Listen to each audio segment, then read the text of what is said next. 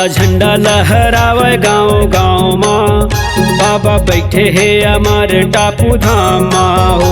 सादा झंडा लहरावे गाँव गाँव माँ, बाबा बैठे है अमर टापू धाम माँ हो।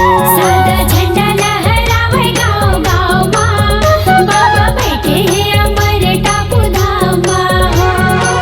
मन के मुराद पूरा होहीगा भैया तोर, मन के मुराद पूरा होहीगा भैया तोर, चले आबे गिरधपुरी धामा। ये सादा झंडा लहरावे जत खामा, बाबा बैठे है गिरधपुरी धामा हो। सादा झंडा लहरावे गाँव गाँव माँ, बाबा बैठे हैं गिरधपुर धाम माँ हो।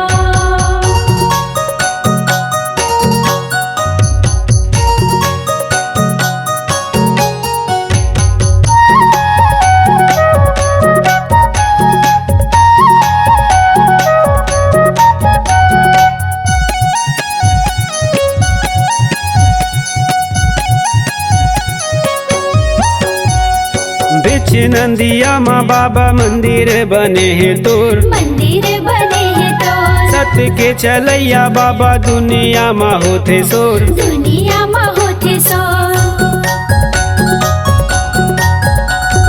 बिच नंदिया माँ बाबा मंदिर बने हैं तोर, मंदिर बने हैं तो सत्य के चलैया बाबा दुनिया माँ होते सोर। दुनिया में होते सो। मन के मुराद पूरा होहीगा भैया तोर, मन के मुराद पूरा होहीगा भैया तोर, चले आबे अमर टापू धामा।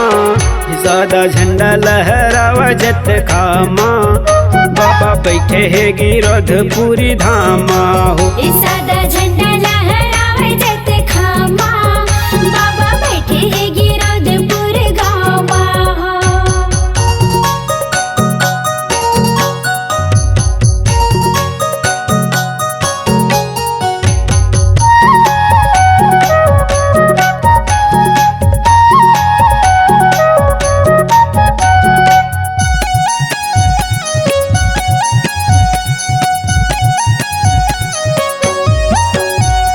पिता महंगूदास बाबा मातम रौतिन दाई है, मातम रौतिन दाई है, गिरधपुरी में रैथस बाबा चारों मुड़ा रुखराई है। चारों मुड़ा रुखराई है। पिता महंगूदास बाबा मातम रौतिन दाई है, मातम रौतिन दाई है, गिरधपुरी में रैथस बाबा चारों मुड़ा रुखराई है। चारों मुड़ा रुखराई है। मन के मुराद पूरा होहीगा भैया तोर, मन के मुराद पूरा होहीगा भैया तोर, चले आबे गिरधपुरी धामा।